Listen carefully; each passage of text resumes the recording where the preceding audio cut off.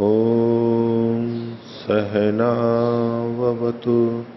सहनौ भुनक्तु सह वीर्यं करवावहै तेजस्विनावधीतमस्तु मा विद्विषावहै। ॐ शांति शांति शांति। मीमांसा दर्शन की 351वीं कक्षा। ओम। आचार्य जी, पृष्ठ संख्या 2410 पर हाँ। भाष्य की प्रथम अनुच्छेद की नीचे से दूसरी पंक्ति के अंत से हाँ। तथा नेन्द्रस्याग्नेश्च कश्चित विशेषः, हाँ। और यही पंक्ति दूसरे अनुच्छेद की दूसरी पंक्ति के अंत से है, न अस्त्यग्ने रिंद्रस्य व विशेष इति। हाँ। तो इस पंक्ति से सिद्धांति क्या कहना चाह रहा है? इन दोनों पंक्तियों से? हाँ, वाक्यों। हाँ, ये जो हरि के रूप में है ऐसा कुछ वहां प्रसिद्ध नहीं है। इनका जो विशेषण है यह है, यथा तु इमौ हर्तारौ प्रसिद्धौ कालेन सर्वम अपक्षीयते इति।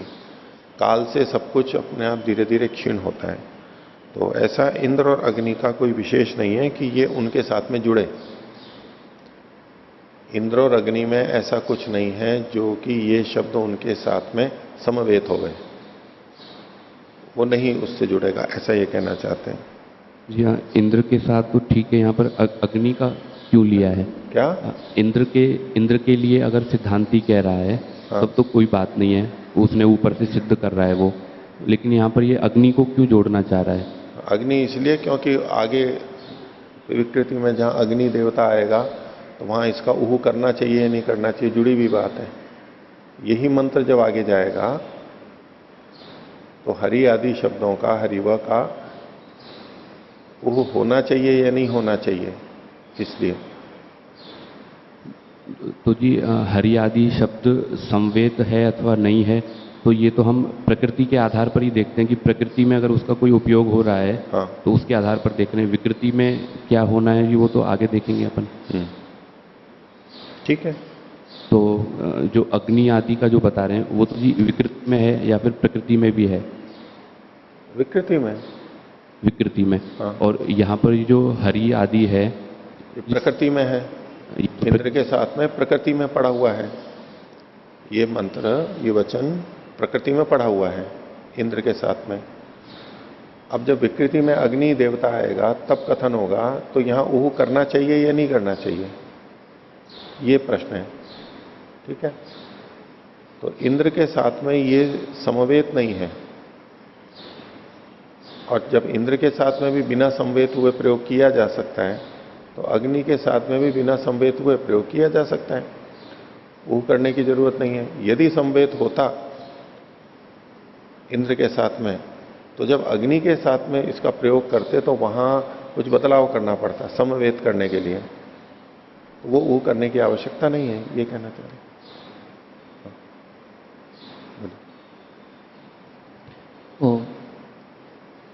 आचार्य जी, इसी पृष्ठ में 2410 पृष्ठ में हाँ। दूसरे अनुच्छेद की जो प्रथम पंक्ति है उसमें कह रहे हैं कि अथ इंद्रस्य हर्तृत्वम विधीयते इति उच्यते। हाँ। सिद्धांति कह रहा है पूर्व पक्षी को कि अगर तुम कहते हो कि यहाँ पर जो पीछे 2408वें पृष्ठ में जो वचन आए हैं उन वचनों में यदि इंद्र के हर्तृत्व का विधान किया जा रहा है, ऐसा कहते हो, तो उसमें वाक्य भेद होता है। हाँ। तो यहाँ पर मुझे लग रहा है हर्तृत्व की जगह पे हरिवत्व तो नहीं कहना चाह रहे कहीं? क्या? हर्तृत्व की जगह पे हरिवत्व, हरिवा आगच्छ आदि जो कह रहे हैं। नहीं, वो तो हरि शब्द से ही हर्तृत्व लेना चाह रहे हैं कि देखो, एक तो बात है कि पूर्व पक्ष और उत्तर पक्ष, अपर पक्ष, ये इंद्र के हरि हैं, ये एक कथन हुआ। पूर्व पक्ष अपर पक्ष हुआ इंद्र से हरि, इसी वचन पे केंद्रित है। वो उसके हरि हैं। हरि का मतलब हरण करने वाले। अब इसमें पूर्व पक्ष और अपर पक्ष को हरि नाम से कहा जा रहा है। इंद्र के हरि हैं। कौन है? पूर्व पक्ष और अपर पक्ष। एक तो ये कथन हुआ, पूर्व पक्ष अपर पक्ष आ गया है। जब ये तो घटा नहीं, तो बोले कि यहां इंद्र का हर्तृत्व मात्र कहा जा रहा है, विधि की जा रही है हर्तृत्व की।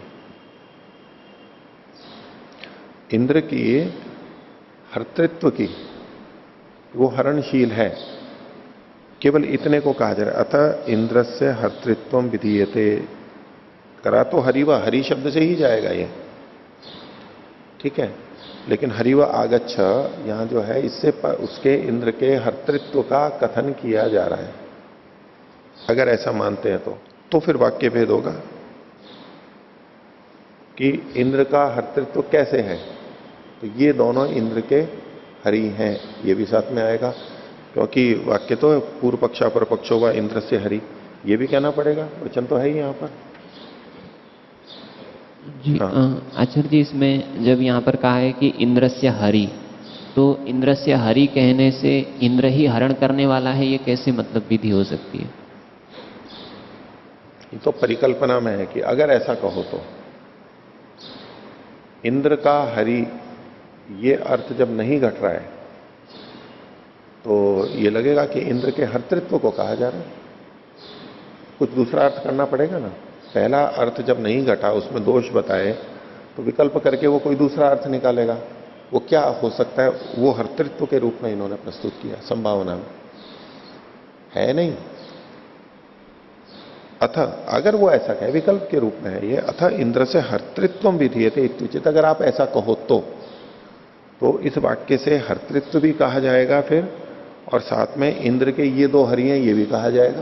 कहना तो ये भी पड़ेगा आपको, तो वाक्य भेद हो जाएगा। हर्तृत्व का विधान भी किया जा रहा है, इंद्र के हर्तृत्व की विधि की जा रही है, पहले नहीं पता था, नया कहा जा रहा है कि इंद्र में हर्तृत्व है और ये दोनों इंद्र के हरि हैं, ये भी कहा जाएगा। तो एक ही वाक्य से दो हो जाएंगे, इसलिए आप हर्तृत्व को भी नहीं बता सकते। तथा च वाक्यम भिद्येत इंद्र से एतौ हरि इत्येतदपि विधातव्यम, तो ये भी विधान करना चाहिए। तो दो चीजों का कथन हो जाएगा। अथैतन न विधीयते, अगर इसका विधान नहीं किया जा रहा है तो तथा स एव दोष, क्या दोष है? नास्तिर अग्नि इंद्र से व विशेष इति। हर्तृत्व का विधान करते, हरण करने वाला, इंद्र में ये चीजें नहीं होती।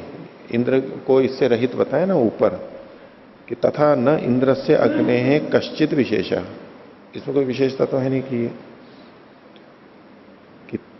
तत्र एभिर अभिधानम अग्नि प्राप्नोति एवं।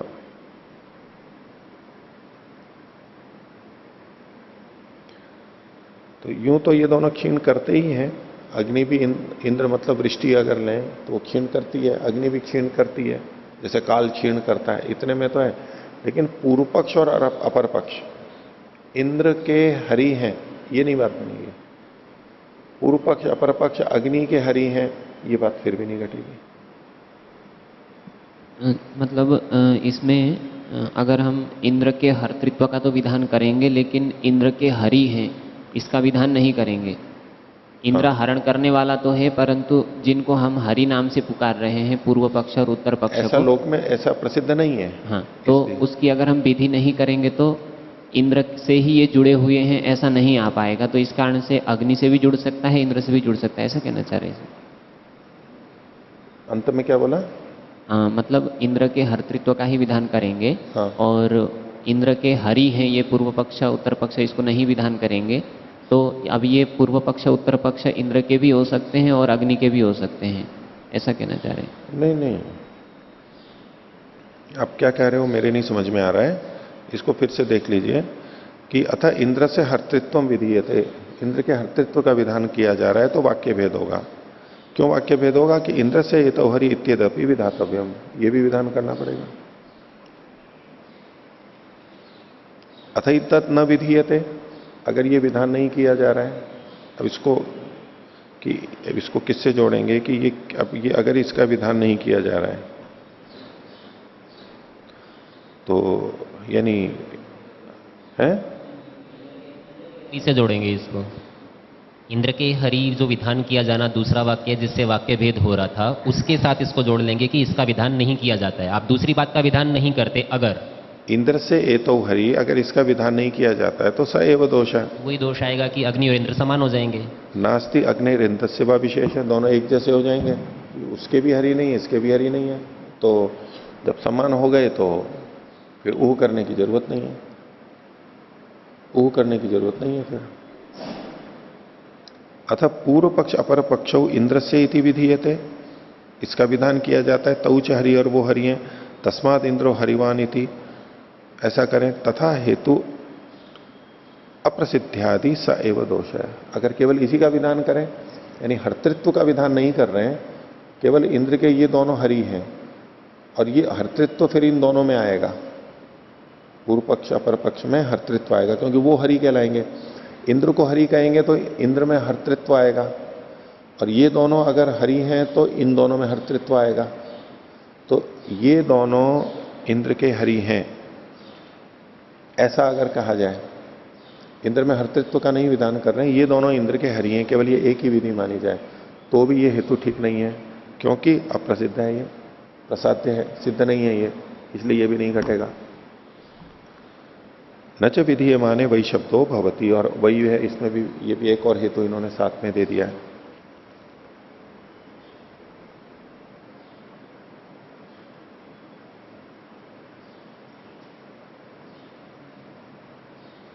अगर ये दोनों समान हो गए, इंद्र के समान ही अग्नि हो गया, तो ऊह करने की जरूरत नहीं है। विशेष होता तो ऊह हो जाता, और समवेत होता तो ऊह होता, इसलिए इसका निषेध कर दिया इन्होंने। आचार्य जी, इसमें जो इंद्र से हरि कहने पर भी जो ये हर्तृत्व का विधान मतलब मान रहे हैं, मुझे ऐसे लग रहा है, ऐसे हो सकता है क्या कि इंद्र से हरि कहा है तो इंद्र के ये पूर्व पक्ष उत्तर पक्ष हरण करने वाले हैं, और आगे इन्होंने हेतु दिया है कि ताभ्याम ही ऐसा हरति, तो हरने वाला तो हो गया इंद्र और ये हरने के साधन हो गए, तो इस कारण से वो मतलब इंद्र में हर्तृत्व का विधान करना चाह रहे हैं। कर सकते हैं, कर सकते हैं, लेकिन सीधे सीधे अगर कहें ना इंद्र से हरि, हरि हालांकि द्विवचन है तो पूर्व पक्ष अपर पक्ष को तो लेना ही पड़ेगा, लेकिन सीधा वो ना करके बस केवल हर्तृत्व को कहा जा रहा है। कह सकते हैं वो परंपरा से कि ये साधन हो गए, लेकिन हरि हरि शब्द इन दोनों के लिए प्रयोग किया जा रहा है, तो हर्तृत्व इनमें आएगा, लेकिन इंद्र में भी कर सकते हैं, कोई बात नहीं है। यहाँ यदि हर्तृत्व शब्द के स्थान पर हरिवत्व या हरिवत्ता अर्थात इंद्र का संबंध हरिवान होने से ऐसा अगर कर देंगे, तो जो इससे आगे इसी पंक्ति के अंत से है इंद्र से एतौ हरि, ये संबंध तो यहाँ बनाया ही गया है, तो ये तो पुनरुक्ति दोष जैसा हो जाएगा। ये तो पुनरुक्ति दोष जैसा हो जाएगा। नहीं, पुनरुक्ति नहीं ना, एक में हर्तृत्व केवल कहा जा रहा है। ये तो कहा है, पर इसके स्थान पर यदि हम हरिवत्व या हरिवत्ता, इंद्र की हरिवत्ता का कथन कर दें, हाँ, जैसे दिलीप जी कह रहे थे इंद्र की हरिवत्ता का, हाँ, तो हरिवत्ता क्या होगी? इंद्र का हरिवान होना, हरि से युक्त होना। नहीं, वो हरि से युक्त मतलब पूर्व पक्ष अपर पक्ष से युक्त होना। जी। नहीं तो करेंगे तब तो एक ही बात हो जाएगी। हाँ, इसके अलावा हरिवत्ता और क्या है? हरणशीलता, बस। वो तो हर्तृत्व शब्द से ही आएगी, हरिवत्ता से तो नहीं आ सकती। नहीं आएगी। हर्तृत्व, हरि में जो हरणशीलता है बस वो हर्तृत्व, इसीलिए तो इन्होंने हर्तृत्व लिखा है। अगर मतलब हरिवत्ता का मतलब पूर्व पक्ष अपर पक्ष से युक्त होना, ऐसा अगर लेंगे तो अगले वाक्य में इसमें भेद नहीं रहेगा। तो विधान दो कह रहे हैं मतलब तो कुछ अलग अलग होना ही चाहिए, तो केवल हर्तृत्व ही कहना चाह रहे हैं। हर्तृत्व, अच्छा आप इनके वाक्य पे कह रहे थे। हाँ हाँ, नहीं, हर्तृत्व तो अलग चीज हो गई, और हरि वाले पूर्व पक्ष उत्तर पक्ष, पूर्व पक्ष अपर पक्ष वाला हरि, पूर्व पक्ष अपर पक्ष वाला इंद्र है, ये एक अलग बात हो गई। हालांकि परोक्ष रूप से उसमें भी हर्तृत्व आ जाएगा, लेकिन सीधे विधि नहीं हो रही है उसमें। जी, दूसरा प्रश्न है कि यहाँ पर जो ये वाक्य था प्रथम अनुच्छेद में ऊपर से तीसरी पंक्ति में, हाँ, पूर्वा पक्षा परपक्षो वा इंद्रस्य हरि इत्येवमादिभिर्वचनैहि अवगता इति तन्न न हि इमानि वचनानि इंद्रस्य संबंधिनौ हरि विदधति। हाँ, ये वचन हो गया तन्ना। हाँ। ये सिद्धांत कह रहा है न ही इमानी वचनानि इंद्रस्य संबंधिनौ हरि विदधति। हाँ, इंद्र के संबंधी हरि हैं, ऐसा विधान इस वचन के द्वारा नहीं हुआ है। हाँ। इसलिए हरि इंद्र से ही जुड़े हुए हैं, ये सिद्ध नहीं होता है। न ही इमानी वचनानी इंद्रस्य संबंधिनौ हरि विदधति, विधान नहीं कर रहा है। तो जी इसमें एक प्रश्न उठता है कि इसमें विधान तो नहीं कर रहा है, लेकिन चूंकि साथ साथ कथन हो रहा है तो जैसे संबंध तो है, ठीक है, षष्ठी हाँ। है, इस दृष्टि से आप कह रहे हो ना, इंद्रस्य हरि, पर ये विधान की दृष्टि से कह रहे हैं। जी, तो जैसे ऋग्वेद का प्रथम मंत्र है अग्निमीड़े पुरोहितम, हाँ, तो कोई इसमें भी ऐसे कह सकता है कि अग्नि पुरोहित है, ऐसा तो विधान नहीं किया है। तो विधान नहीं किया है तो ये अप्रसिद्ध है, हमको पता ही नहीं है। ठीक है, तो फिर वहाँ कैसे पता, मतलब वहाँ पर विशेषण बनाया जाता है अग्नि का ही पुरोहित? नहीं, विशेषण तो बनाया पता लग सकता है ना अनुवाद होते हुए भी। गुण विशिष्ट अगर पहले कहीं नहीं है तो गुण विशिष्ट विधि मानी जाएगी।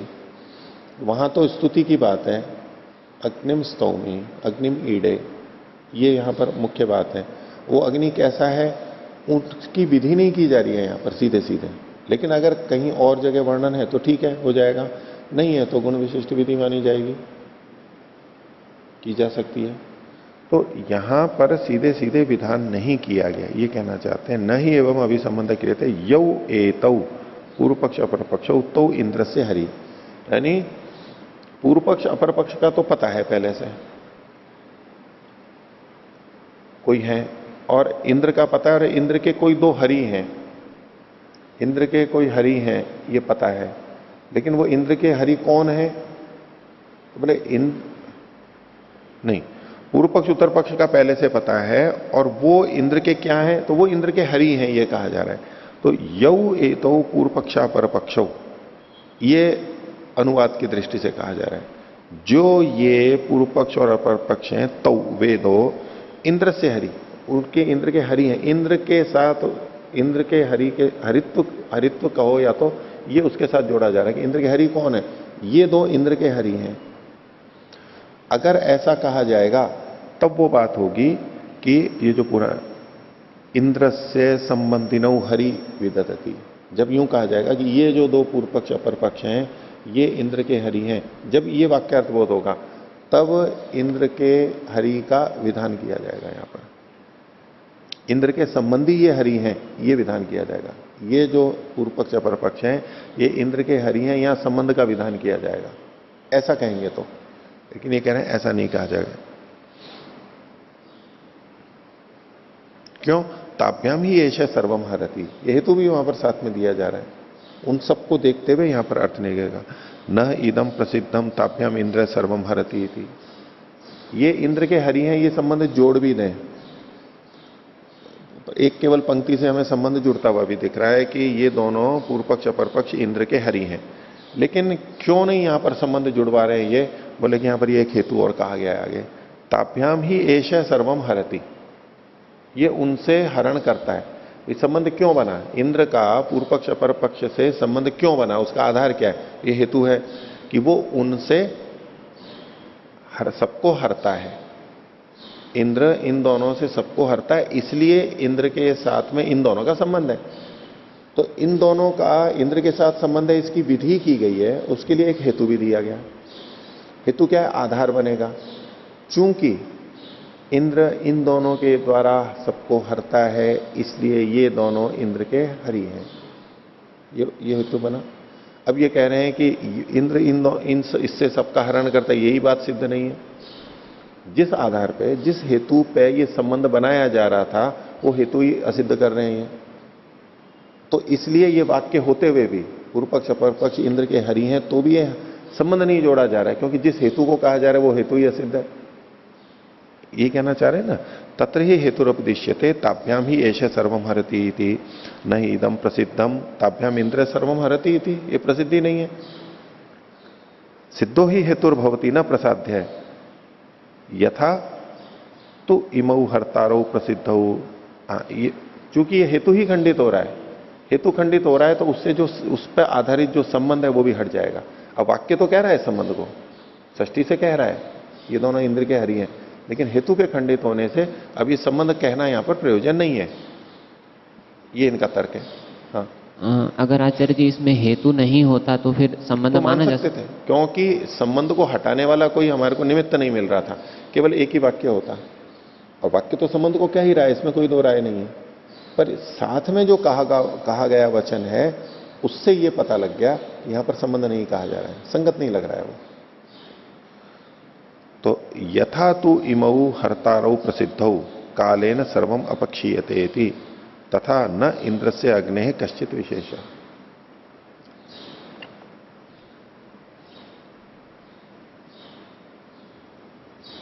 हाँ, जैसे एक लौकिक वाक्य है कि इस गुरु के ये दोनों शिष्य है, क्योंकि किस गुरु के ये इस गुरु के ये दोनों शिष्य है। ये जो शिष्य हैं, हाँ जी, इस गुरु के ये दोनों शिष्य हैं। हाँ जी, क्योंकि इनसे ये पढ़ते हैं। तो ये वाक्य को हम ठीक मानते हैं, जबकि यहाँ पे ये वाक्य इसलिए ठीक मानते हैं क्योंकि वो उससे पढ़े हैं, ये प्रसिद्ध है। ये हमको प्रसिद्ध नहीं है, तब भी प्रसिद्ध नहीं है तो कुछ न कुछ तो प्रमाण से सिद्ध होना ही होगा। अगर वो नहीं पढ़े हैं तो वहां पर वो संबंध भी नहीं आएगा। हाँ, आपको कुछ बोलना है आगे? इस गुरु के ये दोनों शिष्य हैं क्योंकि ये इससे पढ़े हैं। हाँ, अच्छा, ये गुरु और शिष्य का संबंध स्थापित किया गया पहले वाक्य से जी। उस संबंध का आधार क्या है?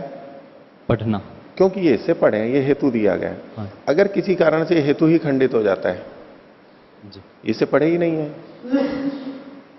तब तो ये पक्का हो जाए कि ये इससे पढ़े हुए नहीं है, तो फिर पहला वाक्य जो संबंध को बता रहा है उसका संबंध माने या ना माने? अगर हेतु खंडित हो जाए तब तो नहीं माना, खंडित हो जाएगा ना, तब नहीं माना है?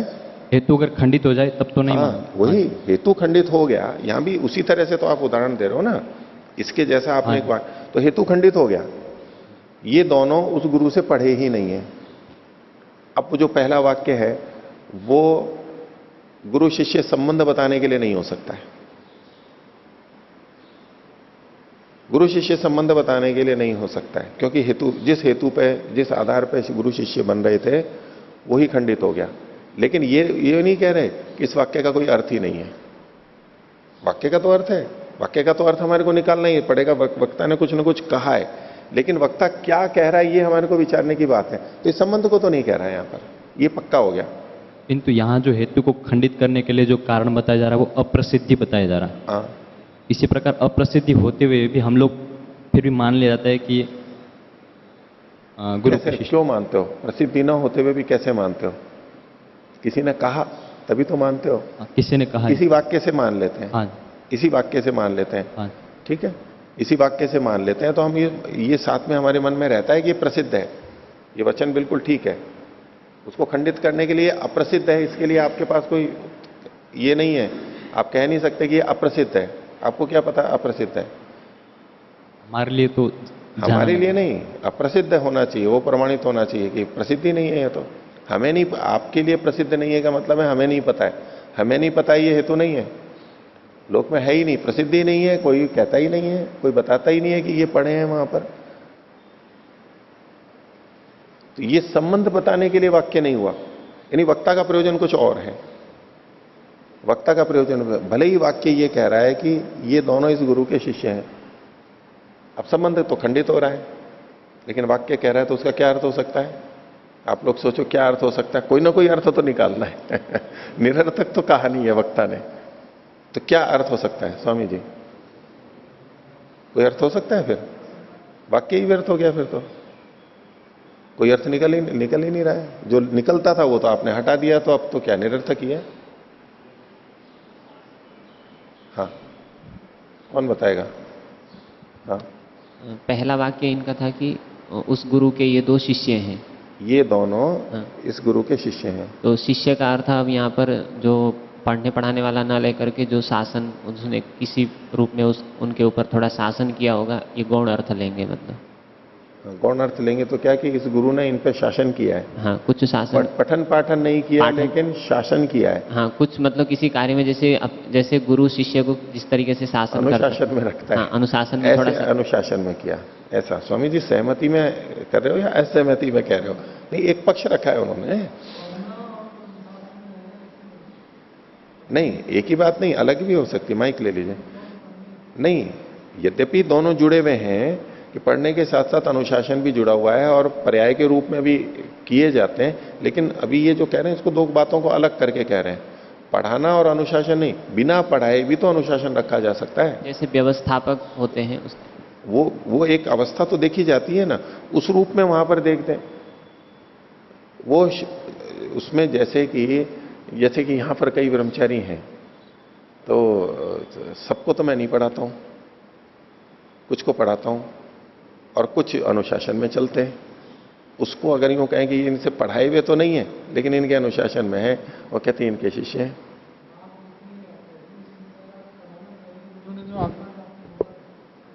कि क्योंकि इन्होंने इनसे पढ़ा है, वहां पढ़ा है मतलब वो साथ में जुड़ा, क्योंकि इन्होंने इनके अनुशासन में रहा है। तो वो तो शिष्य खंडित हो सब- गया ना। नहीं, वो खंडित तब हुआ जब उन्होंने पढ़ा शब्द रखा है। हाँ। तो शिष्य के लिए जब दो अर्थ हम कर रहे हैं, वहां दोनों में से एक अर्थ केवल खंडित होने से दूसरा तो बनेगा नहीं। नहीं, देखो इन्होंने आगे क्या कहा, आपकी बात में पूरा युक्ति मैं ये संगत कहना नहीं चाहता समझ- हूँ, हाँ। शिष्य के लिए यदि हम दो हेतु रखते हैं, पहले उन्होंने जो कहा था कि जो जिससे पढ़ता है वो शिष्य है, हाँ। और यदि आप दूसरा पक्ष रखते कि जो पढ़ता नहीं है लेकिन उसका अनुशासन में रहता है। नहीं नहीं नहीं, ये इन्होंने जो बोला है उससे शिष्य की परिभाषा नहीं आ रही है। नहीं, परिभाषा नहीं आ रही, लेकिन उसको प्रसिद्धि या प्रसिद्धि जो आप ले रहे हैं, है। यदि केवल पढ़ने को प्रसिद्धि मानकर शिष्य कहेंगे तो खंडित, और देखो। यदि आप पढ़ने के साथ साथ इसको भी मान लें कि शिष्य के लिए नहीं। दो प्रकार की योग्यता नहीं, चाहिए। देखो आप गलत उसमें चले गए। आप यूं सोच रहे हो कि इन्होंने जो हेतु दिया क्योंकि ये इससे पढ़ा है, इसका मतलब है जो पढ़ता है वही शिष्य होता है, ये व्याप्ति बना रहे हो आप।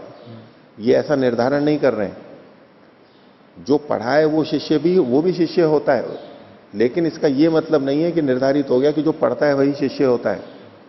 इसका जो उन्होंने अनवर्थ संज्ञा ली शिष्य शब्द की, कि भाई अभी सुनना, शिष्य की जो अनवर्थ संज्ञा लेते हुए इन्होंने कहा क्योंकि पढ़ना वाला अर्थ तो घट नहीं रहा है, तो अन्य कोई अर्थ हो सकता है, इस कोई अर्थ तो हमें निकालना है।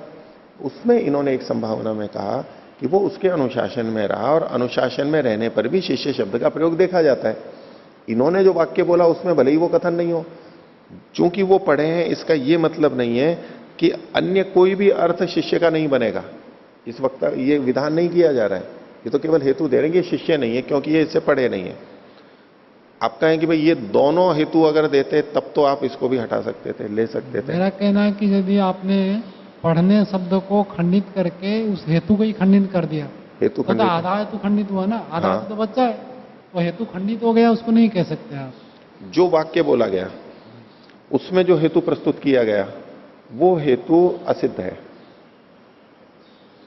वो हेतु असिद्ध हो गया ना। वह हेतु असिद्ध है, मैं कि आपने वह हेतु नहीं कहा था। कौन सा? हेतु असिद्ध हो गया। हेतु असिद्ध मतलब सारे हेतु असिद्ध हो गए, तब तो ये बात आएगी। नहीं, देखो प्रसंग से जो इन्होंने बोला, देखो बात जिस संदर्भ में चल रही है उतने तक ही रखेंगे।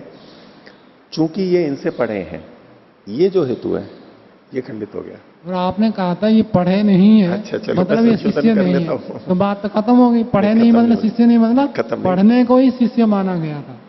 ठीक है, बाद में तो त्रुटि हो जाती है तो उसको हटा के चर्चा को आगे चला सकते हैं ना, चला सकते हैं ना। तो चलो मेरे बोलने में अस्पष्टता रही है, मेरे को नहीं बोलना चाहिए, चलो उसका ये हेतु खंडित हो गया, ये हेतु खंडित हो गया।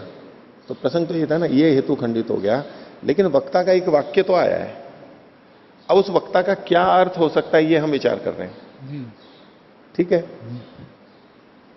तो वो एक बात इन्होंने रखी है, हो सकता है ये भी बात हो सकती है। मैं तो दूसरी बात भी रख दूंगा। रखो ना भाई, ये थोड़ा ना कह रहे हैं कि इन्होंने जो रखा है वही हो सकता है। यदि आपने केवल उसी हेतु का खंडन करता, दूसरा हेतु भी हो सकता है। कल्पना करिए वो आपका तो सीधा शिष्य नहीं है, आपने आपसे सीधा पढ़ा नहीं है, लेकिन आपसे जिसने पढ़ा उससे ही वो पढ़ा है, तो उसको भी कहते हैं हम स्वामी दयानंद जी के शिष्य है, वहां भी कथित होता नहीं, है। वहां हम उनसे पढ़े नहीं, हम उनकी पुस्तकें तो पढ़ते हैं ना, हाँ, हम उनको गुरु भाव में स्वीकार करते हैं। हाँ, ऐसे ही मैं कह रहा हूं। हम उनकी पुस्तकों से पढ़ते हैं, एक साक्षात पढ़ना, एक पुस्तकों से पढ़ना, उनसे हम प्रेरणा लेते हैं, तो हम उनको अपना गुरु कह देते हैं। तो वो भी तो पढ़ना ही हो गया ना, लेकिन वहां वैसा भी नहीं है, मान लो। ये मैंने कहा ना, और भी हेतु आ रहे हैं इसमें। वो हेतु तो मूल पढ़ने का था। अब जब पढ़ने का निषेध कर दिया, पढ़ना जितनी भी तरीके से होता है वो सबका खंडन कर दिया। साक्षात पढ़ना, पुस्तक से पढ़ना, किसी भी तरह से पढ़ना मान लो निषिद्ध हो गया है। आचार्य से पढ़ना नहीं से है आचार्य से किसी भी प्रकार नहीं पढ़ रहा है वो। किसी भी मतलब नहीं, साक्षात भी और पुस्तक से भी कैसे भी किसी भी तरह से नहीं पढ़ा, पढ़ने मात्र का निषेध हो गया अगर ऐसा मानो।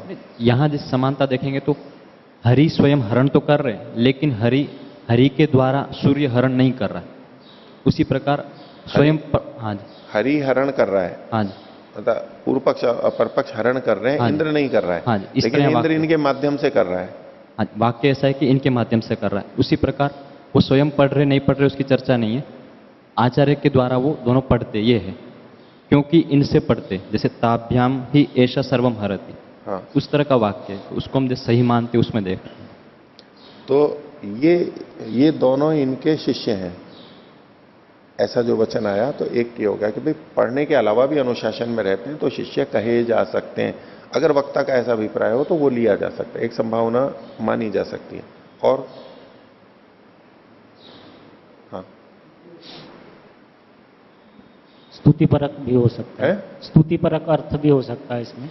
अच्छा, गुरु की स्तुति है हाँ। या तो शिष्य की स्तुति है? यानी कि शिष्य इतने किसकी स्तुति है? गुरु की स्थिति है गुरु की स्तुति है क्या? ये उनके शिष्य हैं, क्योंकि उनसे पढ़े, ये उन आचार्य बहुत प्रखरवान हैं और शिष्य भी उसी तरह से हैं, तो उस प्रकार से देख सकते हैं जी। इसमें शिष्य में जाएगा जी वैसे ये रुको शिष्य की स्तुति होगी। बदल क्यों गए आप? गुरु की स्तुति है, शिष्य की स्तुति। ये जिस तरह से बोल रहे हैं ना वो ये कि वो शिष्य भी अच्छे हैं और इसको कहते हुए कि ये इस गुरु के शिष्य हैं। अब इसमें गुरु की भी स्तुति हो जाती है। अच्छे शिष्यों के कारण से जब शिष्यों को कहा जाता है कि ये इस गुरु के शिष्य हैं, तो शिष्यों की श्रेष्ठता तो पहले से आ चुकी है, कहीं पहले से पता है, अन्य तरह से अनुभूति में है। तो अब यद्यपि शिष्य श्रेष्ठ हैं, लेकिन यहां कहा नहीं जा रहा है उनको, अनुवाद के रूप में आएंगे और अनुवाद के रूप में शिष्यों की श्रेष्ठता आई जी। और अब कह रहे हैं कि ये इनके शिष्य हैं। तो ऐसा करने में गुरु का गुरुत्व, श्रेष्ठता वहां पर बताना लक्ष्य हो सकता है, जी। केवल शिष्य का नहीं।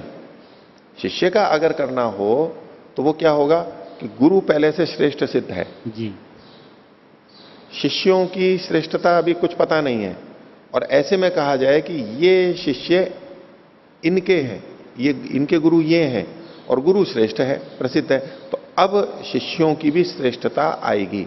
लेकिन ये संबंध जब भी बनेगा तो वहां पर कारण तो कुछ ना कुछ होगा। अब वो कारण तो खंडित कर दिया उन्होंने, पढ़ने पढ़ाने वाला कारण नहीं, जी। उसको छोड़ के कोई दूसरा कारण हो जिससे कि ये संबंध जोड़ रहा है, शिष्य कोई का और कारण होना शिष्य, चाहिए। शिष्य का भी शिष्य हो तो भी कह देते, सीधा सीधा उसके नहीं तो है। वो परंपरा से पढ़ना हो गया, ठीक है, वो कह सकते हैं, वो भी एक हो सकता है कि परंपरा से। एक इसमें परोक्ष, हाँ बोलिए, माइक लेके बोलिए।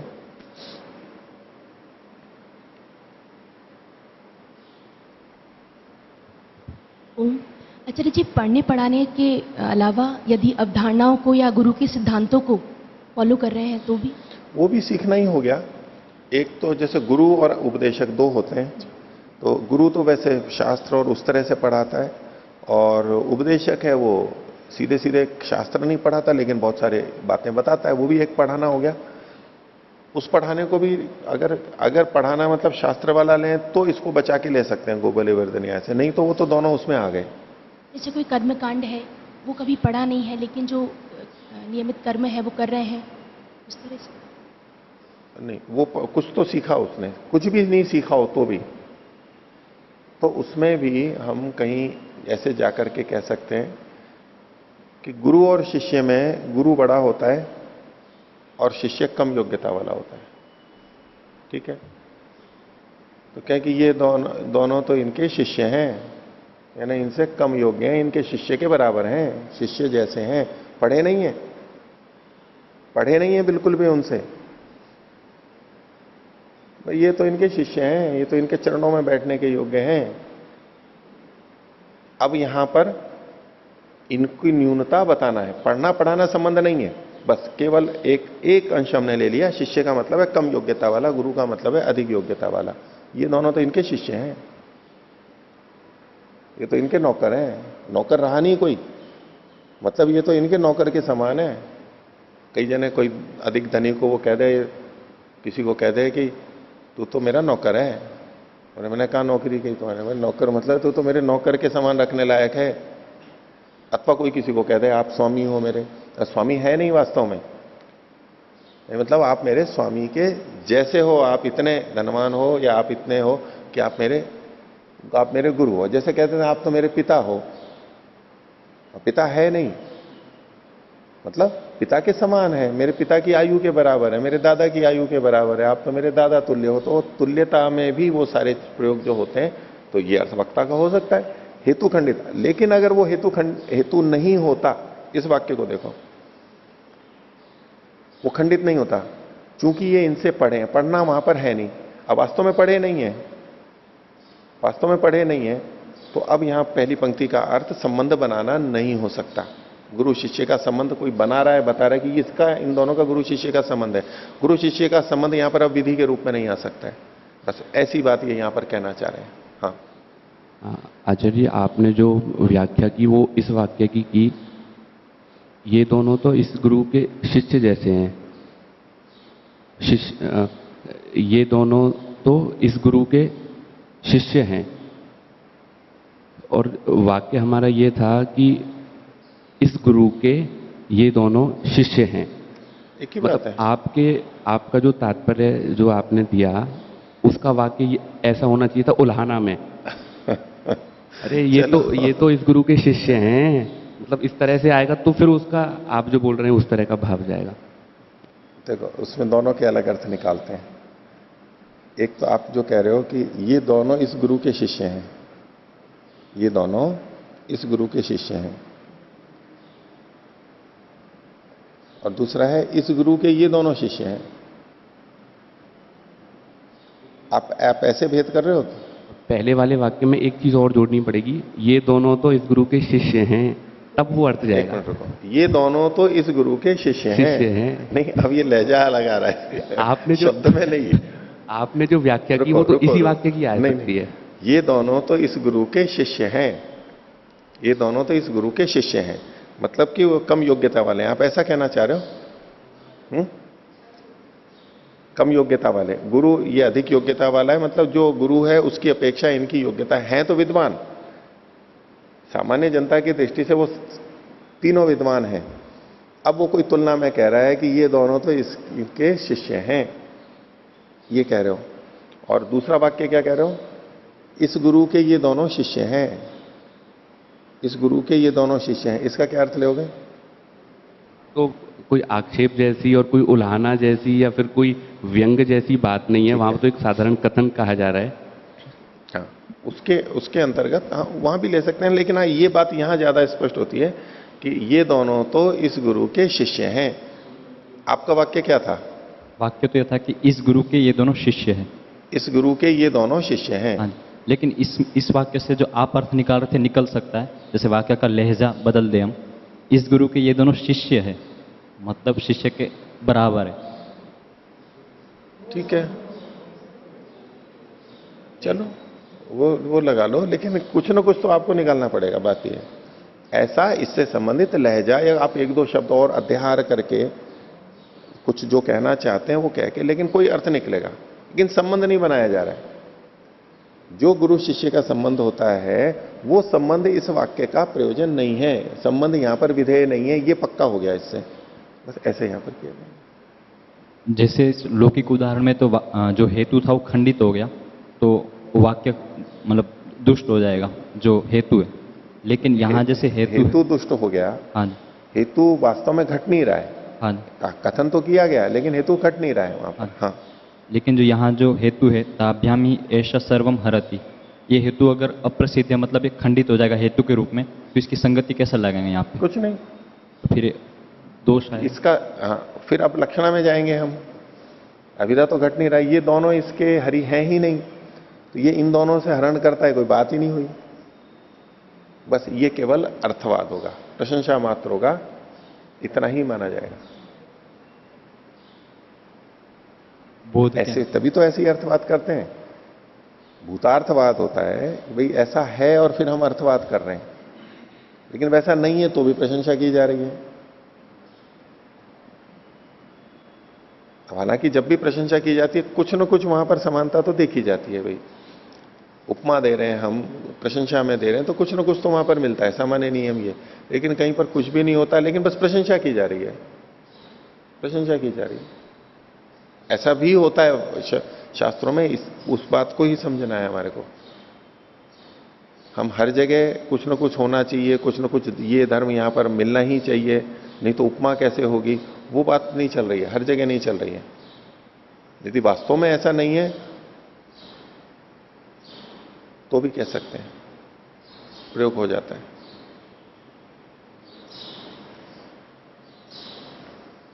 और कुछ? कल मैं ये मंत्र बोल रहा था, नय वै स्त्रैणानि सख्यानि संति साला वृकाणाम, साला वृकस से नहीं है, वृकाणाम है वो, साला वृकाणाम हृदयानि एता। ये दूसरी पंक्ति है। ये पुरुरवा और उर्वशी की जो कथा है ना, राजा पुरुरवा राजा और उर्वशी, इन दोनों के बीच की वो संवाद है उसमें मंत्रों में, उसमें ये उर्वशी के मुख से कहा गया है, उर्वशी के मुख से कहा गया है। तो कई जने जब ये आक्षेप होता है ना, वो स्त्री के लिए ऐसा कैसे कह दिया इत्यादि, तो बोले पुरुष, तो उसमें कुछ जने ये तर्क रखते हैं कि ये उर्वशी के द्वारा कहा गया, वो खुद स्त्री थी, उसने खुद ने कहा है, ये उर्वशी के मुख से ये वाक्य पुरुरवा को संबोधित करते हुए। और इसकी दूसरी संगति एक और भाष्य में देख रहा था, उन्होंने ऐसे लगाई कि पुरुरवा ने उर्वशी को कभी ऐसा बोल दिया, तुम्हारी मित्रता तो कोई अच्छी मित्रता नहीं है, तुम्हारी मित्रता अच्छी मित्रता नहीं है। पुरुरवा ने स्त्री को, इसको उर्वशी को बोल दिया। अब वो बात उर्वशी के मन में आ गई, चुभ गई, इसने ऐसा कहा था। तो कई बार किसी ने हमारे को कोई ऐसी बात कह दी होती है और फिर बाद में जब फिर प्रसंग आता है तो हम उस बात को दोहराते हैं, ठीक है। जैसे कि किसी विद्वान से किसी ने कहा कि आप क्या जानते हो, आपसे क्या पूछूं मैं, ठीक है। और वो बात उसके मन में बैठ गई, इसने ये कहा था, भूलता था एरिया, तो ऐसी बातें याद रहती है। अब कभी फिर वही व्यक्ति उनके पास कुछ पूछने के लिए आया, जी थोड़ा ये बता दो। तो ऐसे में वो उस वाक्य को दोहराएगा, मेरे से क्या पूछ रहे, मैं तो कोई विद्वान तो हूं नहीं, जाओ उनसे पूछो जो विद्वान है आपके मत में, उनसे पूछो जो जिनको आप योगी मानते हो, मैं तो योगी नहीं हूं, मैं तो साधक नहीं हूं। ऐसा जब कथन किया जाता है, अब ये कथन उल्हाने में है, ये कोई सिद्धांत कथन नहीं कर रहा है वो वक्ता कि मैं विद्वान नहीं हूं, वो अपने आप को विद्वान मानता है, समाधान भी करता है, लेकिन ये उसके वाक्य का अनुवाद है, उद्धरण उद्धृत कर रहा है और उसको उल्हाने के रूप में कह रहा है कि आप तो ऐसा मानते थे तो अब यहां क्यों आए हो, ठीक है। इसी तरह से उन्होंने ऐसा अर्थ किया कि पुरुरवा ने पहले उर्वशी को ऐसा बोल दिया था कि तेरी मित्रता क्या मित्रता है, अच्छी मित्रता नहीं है, और वो उर्वशी को चुभ गई बात, वो तो अपने को अच्छा मित्र मानती थी। अब फिर पुरुरवा उर्वशी के पास में आया तो उर्वशी अब पुरुरवा को उसकी बात बता रही है कि बोले आप कहते थे कि भाई नहीं, स्त्रियों की मित्रता तो कोई मित्रता ही नहीं होती है, स्त्रियों से तो मित्रता सच्ची हो ही नहीं सकती है। ये पुरुरवा ने पहले उर्वशी को कहा, अब उर्वशी उल्हाने के रूप में कह रही है कि नहीं भाई स्त्राणी सख्यानी संति। एक और दूसरा वाक्य आजकल प्रसिद्ध है कि स्त्री और पुरुष में मित्रता नहीं हो सकती, स्त्री और पुरुष में मित्रता नहीं हो सकती। एक वाक्य बहुत प्रचलित है कि स्त्री और पुरुष मित्र नहीं हो सकते। उसका क्या मतलब होता है कि वो मित्रता में जाते हैं तो वो प्रेम में चले जाते हैं। फिर मित्रता का मतलब प्रेम से रहित मित्रता, एक प्रेम का है मतलब कि वो विवाह संबंध में जाते हैं या तो वैसे प्रेम संबंध होता है, वो अलग आगे की बात है। तो जहां ये कहा जाता है कि भाई कोई स्त्री पुरुष हो और कहें कि ये तो भाई हमारी तो बस केवल मित्रता है, तो कहते हैं कि नहीं, मित्रता तो हो ही नहीं सकती, मित्रता से आगे भी कुछ ना कुछ होगा। ऐसा लोक में बहुत प्रचलित है, फिल्मों में भी और इधर भी बहुत चर्चा का विषय रहता है। तो कुछ लोग कहते हैं कि नहीं, ये कोई आवश्यक बात नहीं है। आपस में मिलते जुलते हैं तो कहते हैं कि भाई आपका इनसे क्या संबंध है, तो कहते हैं बस मित्रता है, फ्रेंड है। बोले केवल फ्रेंड है या कुछ और भी है? तो बोले नहीं केवल फ्रेंड है। तो वो कहते हैं कि नहीं केवल फ्रेंड तो हो ही नहीं सकते, केवल मित्रता तो हो ही नहीं सकती। तो लेकिन उसमें भी स्तर होते हैं अलग अलग। कोई जने कहते हैं कि नहीं, अब जैसे किसी के साथ साथ पढ़ते हैं तो बहुत सारे संबंध, बहुतों से मित्रता होती है, मिलना जुलना होता है, तो बोले नहीं ये इससे केवल मित्रता है और इससे मेरा आगे का संबंध है। ऐसे वो भी अंतर भी होता है, लेकिन एक प्रचलन में आता है। तो नैव स्त्रैणानि संख्यानि सन्ति, स्त्रियों से मित्रता नहीं होती, वो मित्रता से आगे जाती है, केवल मित्रता नहीं रहती है। लेकिन यहां आगा कि सालावृकस्य सालावृकाणाम हृदयानि एता, वो मित्रता तात्पर्य वहां अगला वाक्य भी तो देखेंगे ना, तो ऐसा नहीं लेंगे इसका अर्थ कि सालावृक का एक तो उन्होंने अर्थ किया कि चंचल बंदर के समान होती है, यानी चंचलता उनमें होती है, अस्थिरता रहेगी एक तो। और एक अर्थ है कि भाई भेड़िए के समान, जैसे भेड़िया खा जाता है ऐसे उनसे मित्रता होगी तो वो खा जाएंगी, हानि कर देंगी, इस तरह से दूसरा अर्थ लगा के लेते हैं। लेकिन इन सब में स्त्री के प्रति आक्षेप आता है कि भाई स्त्री के लिए ऐसा कैसे कह दिया गया। तो इन्होंने जो अर्थ किया, ये उर्वशी कह रही है।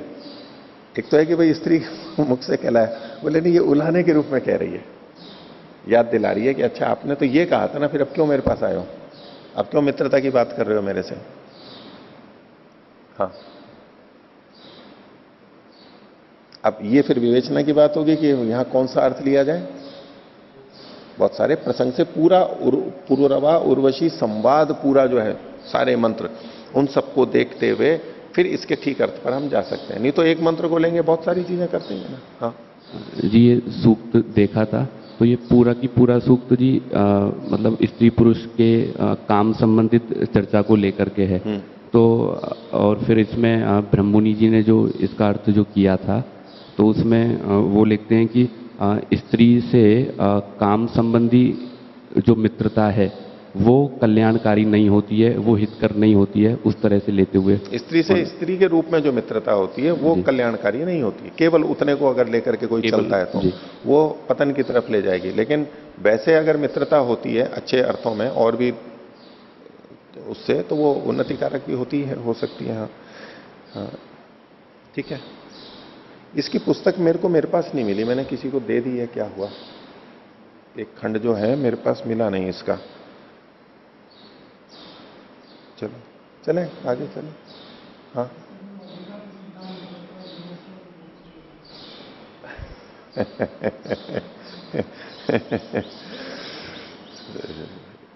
बताओ, आप निकालो क्या, आप इससे क्या अधिकरण सिद्धांत निकाल रहे हैं? नहीं सबको आए ना, प्रबुद्ध लोग हैं। तो ऐसे में आपका जो ये कथन है, ये कथन किस लिए है? आपने जो ये बोला कि इसका अधिकरण सिद्धांत, तो प्रबुद्ध लोग हैं ही, सब समझ ही गए होंगे। तो क्या अधिकरण सिद्धांत है? पहले जो कभी उत्साह में आकर कह देते कि गृहस्थ भी मोक्ष में चला जाएगा, उसका यहाँ निराकरण होता है, इसको ध्यान रखने की। उत्साह में आकर के बोलते थे? अच्छा, प्रौढ़ी बात, प्रौढ़ी मात्रा। और दूसरे जो बोलते थे वो बिना उत्साह के बोलते थे? नहीं, वो यथार्थ बात है, तत्व यथार्थ, वो उत्साह के नहीं बोलते थे। तो यथार्थ से उत्साह नहीं आता है? नहीं, यथार्थ होते हुए भी उत्साह नहीं आएगा क्या? जब यथार्थ बोलने पर भी उत्साह आता है, फिर भी वहां उत्साह का तो अन्य अर्थ करना पड़ेगा। वहां या यथार्थ ना होते हुए एक व्यक्ति उत्साह में कह रहा है, ऐसा अर्थ वहां करना पड़ेगा। अच्छा, पुरुषों की मित्रता तो हो सकती है ना? वो तो श्रेष्ठ है, वो तो श्रेष्ठ है। तो स्त्री जब पुरुष से मित्रता करेगी तो वो तो श्रेष्ठ है ना। पुरुष स्त्री से करेगा वो ठीक नहीं है, तो ऐसे में पुरुष को मुक्ति नहीं होगी गृहस्थ में रहते हुए। लेकिन पुरुष की श्रेष्ठता तो, पुरुष की मित्रता तो श्रेष्ठ है। स्त्री जब पुरुष से मित्रता करेगी और वो गृहस्थ में जाएगी तो उसकी तो मुक्ति हो सकती है ना।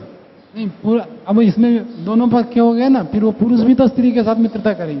यदि केवल स्त्री पुरुष के साथ करे और पुरुष ना करे, ऐसे पक्ष आपका तो है नहीं। नहीं, दोनों ने की है, दोनों ने मित्रता की है। दोनों मित्र मतलब ये पुरुष वाला तो ये वाला तो खंडित हो गया। तो पुरुष दोनों की दोनों मित्रता तो दोनों ने की है, और आप जिस तरह अर्थ निकाल रहे हैं तो पुरुष मुक्ति में नहीं जा पाएगा। ऐसे मैंने कहा ही नहीं आचार्य जी, ये तो आप अलग अर्थ निकाल नहीं, दिए। आप क्या कह रहे हो? मैं कह रहा हूँ जब वो पुरुष स्त्री के साथ मित्रता करे अथवा स्त्री पुरुष के साथ मित्रता करे, गृहस्थ आश्रम संपादित होता है। हाँ। और गृहस्थ आश्रम संपादित हुआ तो मतलब मोक्ष में नहीं जा सकता। नहीं, वो यहां से कहां से निकल रहा है? यहाँ से निकला इसलिए कि पहली बात तो यहाँ गृहस्थ की बात नहीं है, और अगर मानो भी तो वो तो एक तरफा ही तो कहा गया है यहाँ पर। मैं नहीं नहीं, तो एक आप तरफा दोनों तरफ क्यों लगा रहे हो? आप एक तरफा देख रहे हैं इसको, ये वास्तव में एक तरफा थोड़ी है। स्त्री के साथ मित्रता उचित नहीं है। अब ये पुरुष स्त्री के साथ मित्रता करेगा, अब जब पुरुष स्त्री के साथ मित्रता करेगा, स्त्री का पुरुष के साथ हो गया, ये मतलब ये गृहस्थ आश्रम को ही ऐसे कह रहे हैं। रविशंकर जी। आचार्य जी, इसी सूक्त का जो अंतिम जो मंत्र है, तो उसका जो भावार्थ है जो ब्रह्ममुनि जी ने किया है, और जो पदार्थ है, एक तो ये, और दूसरा इस सूक्त का जो विषय है पूरे सूक्त में, तो उसमें एक तो गृहस्थ में रहते हुए अत्यधिक काम वासना का निषेध, और दूसरा अन्यों के साथ जो व्यभिचार है उसका निषेध है। और इसी चीज़ को लेते हुए अंत में इस सूक्त में उपसंहार करते हुए बताया कि जो गृहस्थी केवल संतान उत्पत्ति के लिए ही संपर्क करता है तो उसको स्वर्ग उ, ऐसा वेद मंत्र का पद है, तो उसका उन्होंने अर्थ किया है कि स्थिर मोक्ष को प्राप्त होता है, स्थिर सुख को प्राप्त होता है। तो जो स्वामी जी कह रहे हैं कि ये तो मोक्ष से हटाने की बात है, वेद मंत्र से तो बल्कि पुष्ट हो रही है कि मोक्ष को ले जाने वाली बात है। तो नहीं, ऐसा होगा, ऐसी मित्रता होगी तब तो ठीक है, वो तो गृहस्थ में सुखी नहीं रहेंगे वो तो। लेकिन ऐसी ही सदा ऐसा ही होगा, ये थोड़ा ना, ऐसा थोड़ा ना कहा जा रहा है, ऐसी विधि थोड़ा ना की जा रही है। वही शब्द है यहां पर, विधि नहीं की जा रही है, ऐसा प्रसिद्ध है। ये वही के उदाहरण के लिए ही तो दिया है इन्होंने, प्रसिद्ध वचनों ही एषः दिष्टः, ऐसा प्रसिद्ध है, ऐसा प्रसिद्ध है। आत्मा वारे द्रष्टव्यो विधान है, सीधा वही है, वही नहीं है वहां पर आचार्य जी। वही कोई संधि कार्य होकर वाह बना है, वाह है वहां पर, अरे देख वाह है। यद्यपि यहां भी वाह है, लेकिन यहां तो वही शब्द है ये। हाँ, यहाँ नहीं, ये तो इन्होंने लिखा, यहाँ लिखने में आ रहा है, लेकिन वही मिलता है। वहां तो हमेशा आत्मा वाह रे, वहां तो वाह ही है। वाह नहीं, वही कोई वाह आदेश हुआ है, संधि कार्य होकर वहां पर आय आदेश होता है, आय का यह का लोप साकर्य से लोप होता है, फिर वाह बचता है उसका। तो वही वहां पर निश्चय से अर्थ में है, अथवा प्रसिद्ध वाचक है। आप क्या मान रहे हो? नहीं, ये प्रसिद्ध और निश्चय की बात थोड़ी है। वहां आत्मा वा अरे, वहां पर आप वही ले लिया आपने, ठीक है। अब ये जो वही है वो प्रसिद्ध अर्थ में है या निश्चय के अर्थ में है?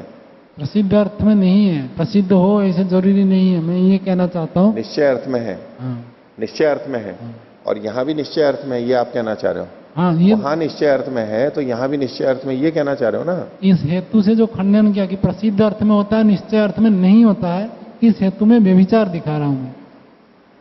तो यहां तो प्रसिद्ध अर्थ में ही है ना, यहां तो प्रसिद्ध अर्थ में है ना। यहाँ मतलब दृष्टांत में या दाष्टान्त में, इसमें आप कह रहे हैं? न वही स्त्रैणानि सख्यानि संति, दृष्टांत दृष्टांत दोनों में।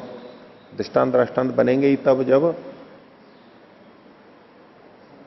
दोनों प्रसिद्ध अर्थ वाले होंगे। तो आप यहां पर इस वचन में प्रसिद्ध अर्थ वाला ले रहे हो, उसके लिए उदाहरण लेकर के आए आत्मा वारे द्रष्टव्य, वहां आप निश्चय वाला अर्थ ले रहे हो, और उसके आधार पर यहां भी निश्चय वाला अर्थ ला रहे हो, और ऐसा करके इसको विधान मान रहे हो।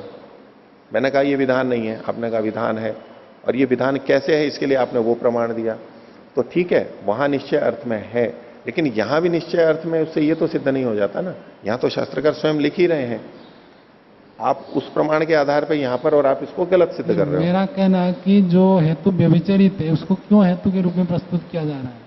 जो वही शब्द केवल प्रसिद्ध अर्थ होता था, कह देते कि भाई वही निश्चय नहीं है, प्रसिद्ध अर्थ में होता है, नहीं, प्रसिद्ध जैसे अर्थ में कहकर उदाहरण दे दिया। केवल नहीं है प्रसिद्ध, तो इन्होंने उदाहरण दिया, जैसे देखो यहाँ प्रसिद्ध अर्थ में है। तो प्रसिद्ध अर्थ होता है तो अन्य अर्थ से थोड़ी खंडित हो गया, उदाहरण मात्र से थोड़ी वाक्य की सिद्धि होती है।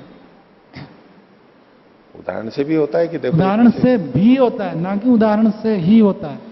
तो आप ये कहना चाहते हैं कि यहाँ ये इनका प्रतिपादन ये है कि वही शब्द हमेशा प्रसिद्ध अर्थ में ही आता है। मेरा ये कहना है, इतना ही हमेशा प्रसिद्ध अर्थ में ही आता है। तो आप इनका खंडन कर रहे हो, हम तो इनके अनुसार से बोल रहे हैं, ऐसे। आप इनका खंडन कर रहे हो। आप कह रहे हो कि नहीं, ये निश्चय अर्थ में भी होता है, निश्चय अर्थ में भी होता है। तो यहां तो ये इसको प्रसिद्ध अर्थ में ही कह रहे हैं, हम तो इनको मान करके चल रहे हैं। यहाँ मतलब आपका मानना अलग है तो ठीक है।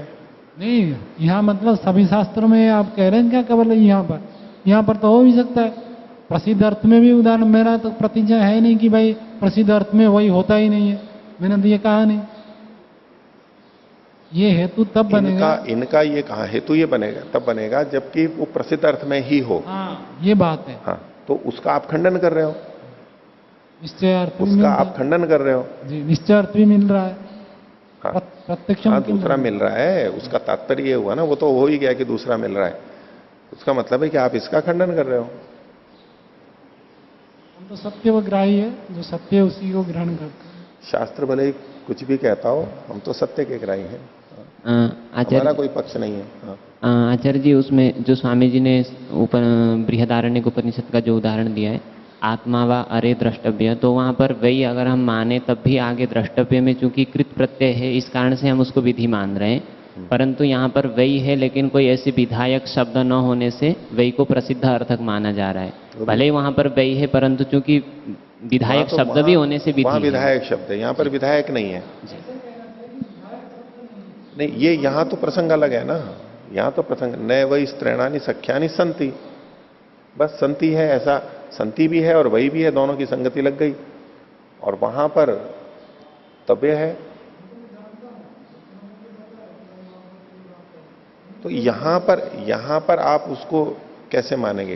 ये तो प्रसिद्ध अर्थ में है केवल। आप तो इसको विधि कह रहे थे ना, इसको विधि कैसे सिद्ध कर रहे हो? आप इसको विधि सिद्ध कर रहे थे। मैंने कहा कि भाई ये तो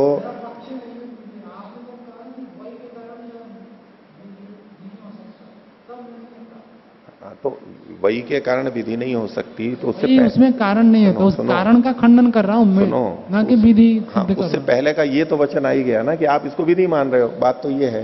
नहीं, विधि नहीं मान रहा हूं मेरा। तभी तो वही का खंडन कर रहे हो। आपने तो इसको विधि रूप में ही तो कहा था। मूल बात तो यही थी। कुछ भी हो, यदि वो हेतु गलत दे तो गलत हेतु को हम क्यों स्वीकार करें? नहीं, गलत हेतु को नहीं स्वीकार कर रहे। यहाँ तो इन्होंने लिखा है, हम मान के चलते हैं कि ऐसा ही होगा, लेकिन ये विधि नहीं है।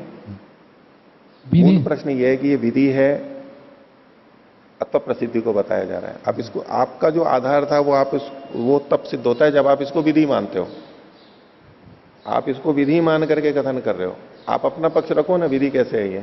मैं विधि नहीं कह रहा हूं, इन्होंने जो हेतु दिया तो वो सिद्ध नहीं होगा कि इससे सिद्ध हो गया कि गृहस्थी को मुक्ति नहीं होती है। बात ही नहीं आती है। अनेकांतिक हेतु जो होता है वो सभ्य विचार हेत्वाभास होता है। आप अपने पक्ष को सिद्ध नहीं कर पा रहे हो। पक्ष में रहा है कि हेतु गलत है। दूसरे ने जो हेतु दिया बस उसी को खंडित करके अपनी विजय मान रहे हो। विजय की बात ही नहीं। विधि बताओ, सीधी बात यह है। अपनी विधि का तो आप कोई हेतु प्रस्तुत नहीं कर पा रहे, वितंडा होगा ये। अपने पक्ष में तो कोई हेतु नहीं रखा, दूसरे ने जो हेतु रखा उसको खंडित करके अपनी विजय मान रहे हो। अच्छा, दूसरा व्यक्ति गलत हेतु रख दे तो उसको मान लेना चाहिए? ऐसा नहीं कह रहा हूं। और क्या आप करो ना खंडित, लेकिन उससे आपका पक्ष सिद्ध नहीं हो जाता। मैं पक्ष कहाँ रखा हूं? मैंने कहा ही नहीं, एक बार भी नहीं कहा कि हाँ विधि है। वो विधि आपने कहा कि ये विधि है क्या? मैंने कहा ही नहीं कि ये विधि है। चलो इसको छोड़ दो। मेरे को तो ऐसा ही समझ में आया जो सारी चर्चा थी, क्योंकि मैंने कहा कि भाई इससे ये तो सिद्ध नहीं होता। आपने कहा कि इससे ये होता है कि गृहस्थी मुक्ति में नहीं जा सकता। यहां तक तो ठीक है। ये इससे सिद्ध होता है। हमने कहा कि इससे तो सिद्ध नहीं होता है। आपने कहा कि नहीं, ये विधि है। आपने पक्ष में यही बनेगा। मैं अगर ये कहूं कि ये केवल प्रसिद्धि मात्र है, तो आपका पक्ष क्या दूसरा है कि नहीं, इससे यहाँ पर प्रसिद्धि नहीं है, यहाँ विधान है। आप नहीं बोल रहे हो, नहीं बोल वैतंडिक का पक्ष तो होता ही है, बोले या ना बोले। आचार्य जी मैं कह रहा हूँ, जी। आप जब कहेंगे ये प्रसिद्धि मात्र के लिए विधान नहीं है, हाँ। तो मेरा प्रश्न है ये प्रसिद्धि अर्थ में कैसे है? प्रसिद्धि अर्थ में है, शास्त्र यही वचन कह रहा आप है। कहेंगे वही कारण से, हाँ। और वही को जो हेतु के रूप में प्रस्तुत है वो हेतु गलत है, ये मेरा कहना है। वो हो सकता है, यहाँ शास्त्रकार वही को प्रसिद्धि अर्थ में मान रहे हैं, हम तो वचन को कह रहे हैं। शास्त्र में भाष्यकार ने ये कहा है, हमारा प्रमाण ही यही है। यहां ये प्रसिद्धि अर्थ में मान रहे हैं, मैं वही शब्द पे नहीं केंद्रित हूं। शास्त्रकार ने ये लिखा है, भाष्यकार ने ये लिखा है, वो प्रमाण के रूप में प्रस्तुत कर रहा हूं कि यहां पर प्रसिद्धि अर्थ में है। इस वाक्य में खास तौर से, चलो दूसरी जगह हो या ना हो, आप इनके हेतु को खंडित करें, व्यभिचारी करें, लेकिन नैव स्त्राणी सख्यानि संति यहां पर तो प्रसिद्धि अर्थ में ही है, तभी ये दृष्टांत के रूप में दिया है। मेरा प्रतिपादन केवल ये था, ये प्रसिद्धि के अर्थ में है। वहाँ पर भी जो उपनिषद का उदाहरण दिए थे स्वामी जी, आत्मा वही द्रष्टव्य, वहाँ पे भी हम निश्चय अर्थ में देख सकते हैं कि द्रष्टव्य तो निश्चय से, प्रसिद्धि से आत्मा ही है, अन्य कोई द्रष्टव्य नहीं वास्तव में। हाँ, नहीं, वो निश्चय के अर्थ में है। और दूसरा वहां पर वाह और वही दोनों पक्ष हो सकते हैं ना, है? तो वाह मानेंगे। हाँ। आगे और शब्द पड़ा है। हाँ। तो सवर्ण दीर्घ प्राप्त था, सवर्ण दीर्घ नहीं होता है वहाँ। जरूरी नहीं है। नहीं विवक्षा से वो ये संधि को किसी उपनिषद में आप संधि रहित कार्य दिखा नहीं सकते, किसी भी उपनिषद में निश्चित रूप से संहिता कार्य करके ही रखते हैं। चलो, मैं हो सकता है, ये मेरे को नहीं पता इसका। किसी मुद्रा का वाला ऐसे कर दिया होगा तो अलग बात है। अच्छा, इसके विग्रह में, इस वचन के विग्रह के अंदर देखते हैं, हाँ। तो पदच्छेद करते हैं, उसमें वही लिखा हुआ है सबने, वही मिलेगा। वही मिला है या वाह है? सत्यव्रत जी है या शंकराचार्य की है? और भी बहुत सारे उसमें वो देख लेते हैं, नीचे क्या लिखा हुआ है। विग्रह अगर संधि है तो विग्रह में वही दे देते हैं फिर वो। हाँ। आचार्य जी, अगर हम वो जो आत्मा बा अरे वाला मंत्र मतलब वचन है, वहां पर भी वही को अगर जैसे इन्होंने प्रसिद्धि अर्थक माना है, वैसा ही अगर माने वहां पर, तब भी मुझे लग रहा है कि कोई दोष नहीं आएगा। नहीं, दोष तो कुछ भी आत्मा नहीं है। वही मतलब प्रसिद्ध जो आत्मा है वो द्रष्टव्य है। इसी प्रकार से यहाँ पर भी जो बताया जा रहा है वो इंद्र और हरि का संबंध प्रसिद्ध है, ये नहीं बताया जा रहा है। अपितु प्रसिद्ध जो पूर्व पक्ष और उत्तर पक्ष है, तो पूर्वा पक्ष क्षा पर पक्ष वा, तो यहाँ पर प्रसिद्ध अर्थ में है, लेकिन उस वाक्य का हम लोग सामान्यतः अर्थ लेते हैं, आत्मा व अरे द्रष्टव्य है, उसका जो बोला और करा जाता है ना, वो निश्चय अर्थ को बताते हुए किया जाता है कि और कोई चीजें द्रष्टव्य श्रोतव्य नहीं है, आत्मा ही है। उसका जो प्रचलित अर्थ है वो निश्चय परक हम अर्थ लेते हैं। हो सकता है वहां निश्चय अर्थ ना हो, सामान्य प्रसिद्ध अर्थ भी लिया जा सकता है, आपत्ति उसमें भी नहीं है, लेकिन इस वचन को निश्चय परक में ही प्रस्तुत किया जाता है। मतलब मैं ये कहना चाह रहा था कि वही शब्द से पूर्व में जो रखा गया है उसकी प्रसिद्धि को बताने के लिए वही शब्द यहाँ पर दोनों जगह पे आया है। केवल पूर्व पद के लिए ही नहीं होता है, जैसे न वही स्त्रैणानि सख्यानि संति, अब इसमें पूर्व पद की तो कोई ऐसी बात नहीं है, पूरे में हम घटा सकते हैं कहीं भी, जो है ना। और यहां भले ही ठीक है, आप पूर्व पक्ष उत्तर पक्ष को वही के साथ में जोड़ सकते हैं।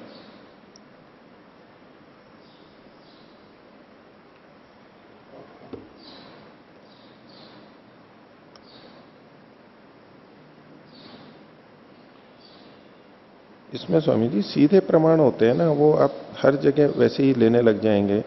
ठीक है, परोक्ष रूप से तो बहुत सारे मिलते हैं, अपने अपने पक्ष में परोक्ष अर्थ लेने वाले तो बहुत सारे मिल जाते हैं। मुख्य बात है कि वहां तो फिर हर जगह हम यहीं अटकेंगे, या ये भी अर्थ हो सकता है, वो भी अर्थ हो सकता है। एक होता है कि मुख्य जो प्रमाण होता है ना, यहाँ तो मुख्य प्रमाण से ही निर्णय होगा और किसी से नहीं हो सकता है, कठिन है। हाँ, ये तो हिंदी में लिखा है इन्होंने, संस्कृत वाला नहीं है ना, ये शंकर भाष्य नहीं है ना, ये तो इन्होंने वो निकाल लिया।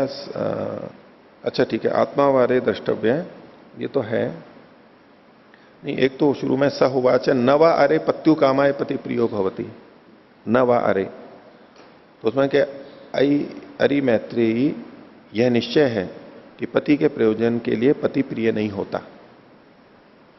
ये यहां तो निश्चय के अर्थ में किया इन्होंने। अच्छा, यहां संस्कृत वाला भी है। हाँ, हाँ, ये जो वही है वही शब्द है प्रसिद्ध स्मरणार्थ, ये शंकराचार्य जी ने प्रसिद्धम एवं एतत् लोके प्रसिद्ध अर्थ किया है इन्होंने। प्रारंभ का जो है ना और अंतिम वाले का भी आत्मा वारे, वो तो इस सब जगह वही वाई शब्द आ रहा है। इन्होंने शुरू में एक बार बोल दिया, वा का मतलब यहां किस अर्थ में है, तो प्रसिद्ध निश्चय अर्थ में ही लिखा है इन्होंने।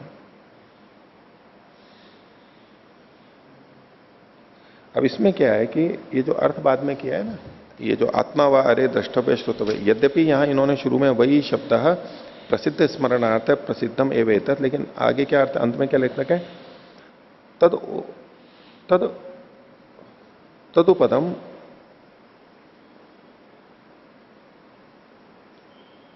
जो भी सर्प प्रत्यय है,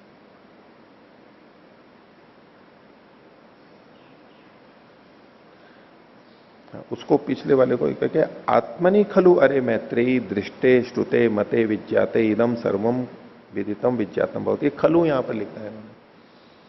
उसका वा का अर्थ या वही का अर्थ करते हुए यहां पर इसमें यहां पर इन्होंने खलु लिखा है। अब इससे पता लगता है कि खलु का मतलब निश्चय को कहना चाहते हैं।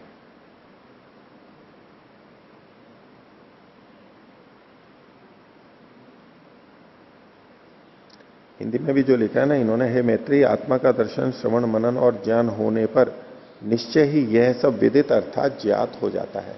यहां पर इन्होंने निश्चय लिया है, पर ठीक है, प्रसिद्ध अर्थ भी लिया जा सकता है, निश्चय अर्थ भी लिया जा सकता है। हाँ, प्रसिद्ध और निश्चय तो एक ही चीज है ना, जो चीज प्रसिद्ध है वो निश्चय में है, ऐसे कुछ अर्थ में ले सकते हैं, एक थोड़े में दोनों में अंतर होता है ना, ले सकते हैं, ठीक है। लेकिन यहां जो इन्होंने कहा ना,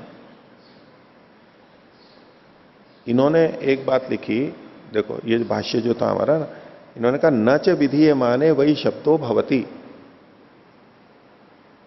ये जो कहा पूर्व पक्षापर पक्षौ वा इंद्र से हरि, पूर्व पक्ष और पक्ष इंद्र के हरि हैं, इस वचन पे ये भाष्यकार कह रहे हैं कि जब विधीयमान होता है, विधीयमान होता है तो वहां पर वही शब्द का प्रयोग नहीं होता है, अर्थात जहां जहां वही शब्द का प्रयोग है वो विधीयमान नहीं होगा।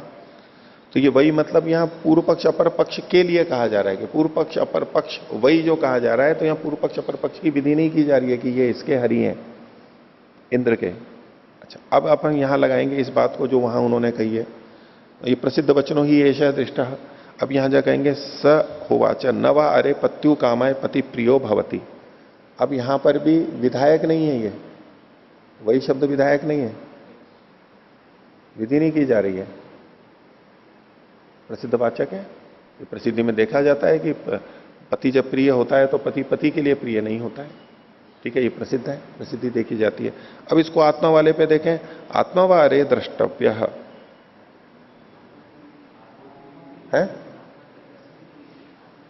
हाँ आत्मा की विधि नहीं है। तो अब नहीं, एक तो ये प्रसिद्धि हम पूरे वाक्य की लें, वही का मतलब एक जो आप कह रहे थे कि पूर्व पद पे लें, एक तो कहें कि प्रसिद्ध जो आत्मा है वह द्रष्टव्य है और द्रष्टव्य की विधि है, एक कहें कि आत्मा द्रष्टव्य है ये प्रसिद्ध है। आत्मा द्रष्टव्य है, द्रष्टव्य मतलब तबियत प्रत्यय विधि में ही तो नहीं आता है ना, उसके योग्य है, दर्शन के योग्य है, दर्शन करना चाहिए, ये उसके साथ में जुड़ के परोक्ष रूप से आता है कि इसके योग्य है, योग्य है तो विधि भी हो जाती है, लेकिन केवल चाहिए अर्थ में भी तो है ना, उसमें भी ले सकते हैं, सीधी विधि ना करते हुए भी उसको ले सकते हैं। तो एक तो ये होगा कि पूर्व पद यानी प्रसिद्ध आत्मा द्रष्टव्य है और द्रष्टव्य में यहां पर विधि की जा रही है। एक है कि आत्मा, अरे आत्मा द्रष्टव्य है ये प्रसिद्ध है, आत्मा ही द्रष्टव्य दर्शन के योग्य है, विधि नहीं की जा रही है। अब ये भी प्रसिद्ध वाचक है, इन्होंने तो इसी तरह से लिखा है, न च विधीयमाने वही शब्दों भवती, आत्मा वही अरे।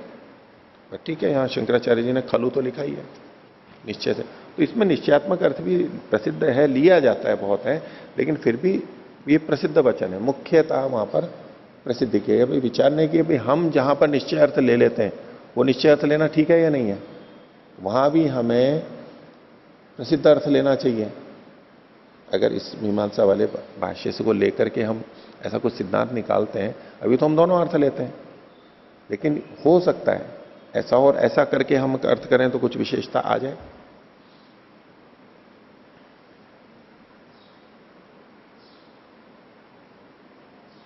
अब ये भी बड़ी बात है कि शंकराचार्य जी ने यहां वही शब्द को लेकर के स्पष्ट ये लिखा है कि वही शब्द प्रसिद्ध स्मरणार्थ प्रसिद्धम एवं एतत् लोके।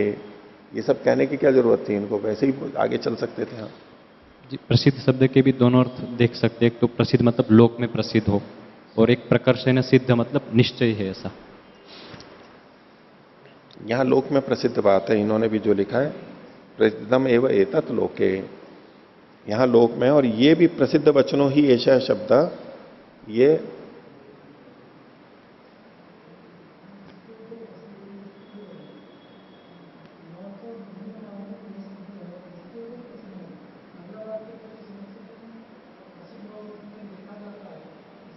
बंद है वो नहीं, इनका मतलब हुआ ना कि भाई आचार्य जी प्रसिद्ध वचन ही ऐसा दृष्टा, इसके ऊपर तो कोई समस्या नहीं है। हाँ प्रश्न तो इसके ऊपर है, न च विधीयमाने वही शब्द भवति, इस वाक्य के ऊपर प्रश्न उठ रहा है कि विधीयमान में भी वही शब्द देखा जा रहा है और सावर मुनि कैसे मना कर रहे हैं। नहीं, उसमें फिर है कि विधीयमान प्रत्यय हमारे को दूसरा दिखाई दे रहा है वहां पर, केवल वही के आधार पर हम विधि मान लें वो नहीं होगा। ऐसे तो कहीं भी नहीं होगा कि वही कहीं पर विधान कर दे, ये तो भाष्यकार का भी अभिप्राय ऐसे नहीं होगा। नहीं, वो देखना पड़ेगा ना, क्योंकि यहां पर दूसरा कोई शब्द नहीं है जो विधि को कर रहा हो। यहां पर दूसरा कोई शब्द नहीं है, कोई प्रत्यय नहीं है जो विधि को कर रहा हो। पूर्व पक्षा पर पक्षो हुआ इंद्रस्य हरि स्तः अस्धातु या भूधातु का कोई हम प्रयोग लाएंगे, सामान्य प्रयोग होगा, तो उससे यहां पर विधि तो नहीं आ रही है। और आत्मा वारे द्रष्टव्य है श्रोतव्य, यहां जब लेंगे यहां तो हमारे को तबियत प्रत्यय दिखाई दे रहा है, तो वहां वही के होते हुए भी विधि मानी जा सकती है। ये किस प्रसंग में हम लागू करेंगे इसको मतलब ऐसे हम अर्थ, अगर सामान्य इसका अर्थ ले लिया कि जहां जहां वही आया है वहां वहां विधि नहीं हो सकती, भले ही विधिवाची शब्द वहां पर विद्यमान हो, ऐसा अर्थ इसका नहीं लेना चाहिए। जहां कुछ और नहीं है और वही को देख करके कोई विधि माने तो वो विधि नहीं होगा, वो प्रसिद्ध वचन ही होगा। और जहां पर विधिवाची शब्द स्पष्ट है, श्रुति कह ही रही है, तो अब ये जो वही है, ये इसका विधि होना ना होना कोई मतलब ही नहीं रहा। विधिवाची इससे ज्यादा स्पष्ट हमारे पास दूसरा प्रत्यय मिल रहा है। हाँ जी, जो सबर मुनि ने यहाँ वाक्य रखा है कि न च विधीयमाने वही शब्द भवति, उनको ये लिखना चाहिए था कि विधि या क्रिया शब्द नहीं है इसलिए ये विधि नहीं है, ऐसे लिखना चाहिए था। यदि आप जैसे कह रहे हैं हाँ। वैसे अभिप्राय सबर मुनि का भी होता तो वो वही शब्द को क्यों लिखते हैं? वो लिख देते हैं यहाँ कोई क्रियापद नहीं है इसलिए विधेयमान नहीं है। नहीं, देखो वो शब्द ये भी बहुत जगह बोलते हैं, वर्तमान उपदेश है, विधि शब्द नहीं है, ये हेतु तो बहुत बार देते ही रहते हैं। वो उसको भी जोड़ सकते हैं, वो नहीं है मान लो, उसके कारण भी विधि नहीं है। लेकिन इससे हम अधिकरण रूप में ले सकते हैं ना कि कोई व्यक्ति वही को देख करके यहां विधि मान रहा होगा, वही को देख करके विधि मान रहा होगा, उसके उत्तर में ऐसा हो गया, ये वही शब्द विधि में तो आता नहीं है। मुझे तो ऐसे समझ में आ रहा है भले यहाँ क्रिया शब्द नहीं है लेकिन क्रिया शब्द स्तव को सबर मुनि भी स्वीकार कर रहे हैं और उसको तो खंडन नहीं कर सकते, इसलिए वही शब्द को लेकर इन्होंने निषेध किया, ऐसे लग रहा है मुझे। नहीं, ऐसा अर्थ करेंगे फिर तो ये आ जाएगा कि जहां जहां वही शब्द है, व्याप्ति ये बनेगी, जहां जहां वही शब्द है जिस जिस वाक्य में, वो विधि नहीं हो सकती। यही तो सबर मुनि का कथन है, इसलिए तो मैं इसके ऊपर आपत्ति उठाया। नहीं, ऐसा अर्थ लेंगे तो ये अर्थ आएगा तो आक्षेप आएगा, ये अर्थ संगत नहीं लग रहा है ना। ये हमारे को दूसरे जो वाक्य मिल रहे हैं वहां सब जगह नहीं घटेगा। तो व्याख्यान तो विशेष प्रतिपत्ति, हम गलत अर्थ ले रहे हैं, फिर हमारे को खंडन लग रहा है उसका कि गलत हो गया, वो अर्थ लेना ही नहीं है यहां पर, उस अर्थ को लेंगे ही नहीं यहां पर। अब यहां भी न वही स्त्रैणानि सख्यानि संति, संति की जगह यहां अगर सीधा विधि वाक्य होता तो प्रश्न ही नहीं उठता। फिर अभी जो वही शब्द आया है, अब यहां वही से कोई इसको विधि मानने लगे तो ये विधि नहीं मानी जाएगी। वही से यहां पर विधि नहीं ली जा सकती इस वाक्य में, न वही स्त्रैणानि सख्यानि संति। यहाँ संति शब्द पड़ा है और वहाँ स्त शब्द नहीं है, इस कारण से वो विधि नहीं है। नहीं, वापस की जगह क्या लाओगे वहां पर? साक्षात नहीं है लेकिन अत्याहार से क्या आएगा? ही आए। सही आएगा ना, जी। तो ठीक है। तो स्तव इसलिए शब्द इसलिए विधि नहीं, शब्द नहीं है वहां पर। और कहीं पर हमारे को विधि करनी भी होती है तो वर्तमानाप देश में भी वो विधि मानते हैं। वर्तमानाप देश में उसको या तो लेट लकार मानते हैं या तो वर्तमान में होते हुए भी वहां पर विधि मानी जाती है। वो तो ठीक। ठीक है, नहीं वो विपरीत भी जाता है ना। एक तरफ वर्तमान का कथन होने से विधि का निषेध कर रहे हैं और कहीं वर्तमान को देख करके भी विधि माननी पड़ती है। वो तो सर्वशास्त्र प्रसिद्ध है, उसमें तो कोई बात नहीं। ठीक है। नच विधि माने वही शब्दों भवती। ये तो विवेचना की बात है ना। इन्होंने एक बात लिखी है और कुछ आधार पे लिखी होगी, तो ठीक है नहीं है, इस पे चर्चा की बात है।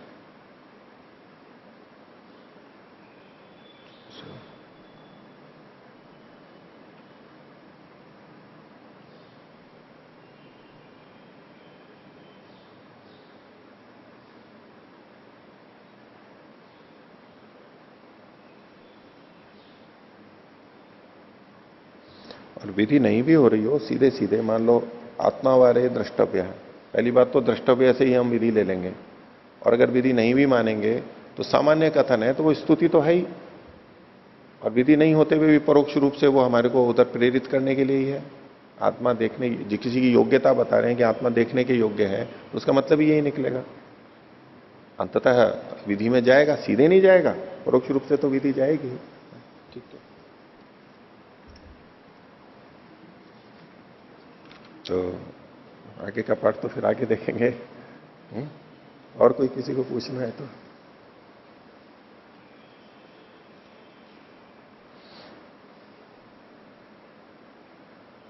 ठीक है, प्रणव।